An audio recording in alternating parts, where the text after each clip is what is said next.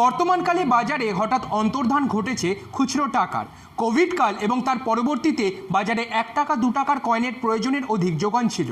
এমন অবস্থা ছিল 2-5 টাকার পণ্য কিনে ক্রেতারা খুচরো টাকা দিতে গেলে ব্যবসায়ীরা মেজাজ দেখিয়ে বলতেন, এই খুচরো টাকা দেবেন না, চলবে না, হয় 10 নয়তো 20 টাকার নোট দিন, নচেত পণ্য ফেরত দিন। আর আজ সেই কয়েনের জন্য এখন বিক্রেতারা পড়েছেন মহা ফ্যাসাদে।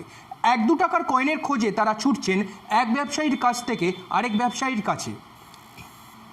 সম্প্রতি দক্ষিণ দিনাজপুর জেলার গঙ্গারামপুর সহ সারা বংশীহারি এবং বুনিয়াদপুর এলাকায় 1 টাকা 2 টাকা 5 টাকা এমনকি 10 টাকার কয়েন বা নোটের অভাব দেখা গিয়েছে।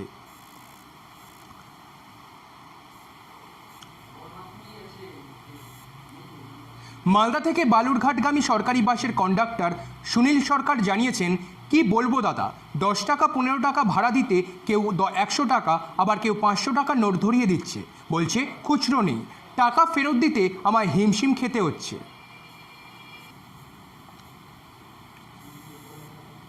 অপরদিকে বুনিয়াদপুরের মুদি ব্যবসায়ী দীনেশ সাহা বলেছেন, কয়েকদিন থেকে এলাকায় 1 টাকা 2 টাকার কয়েন এবং 10-20 টাকার নোটের আকাল দেখা গিয়েছে। কোনো ব্যক্তি 5-10 টাকার পণ্য কিনলে সোজা 100 টাকা 200 টাকা কিংবা 500 টাকার নোট ধরিয়ে দিচ্ছে। জানি না কী কারণে খুচরো টাকার আকাল দেখা গেল। খুচরো বিভ্রাট প্রসঙ্গে এসবিআই বুনিয়াদ শাখার ম্যানেজার নয়ন সরকার জানিয়েছেন, এই ব্যাপারে এখন কিছু বলা যাবে না, এখন দেখার কবে বাজারে খুচরো টাকার যোগান এসে অভাব দূর হয়।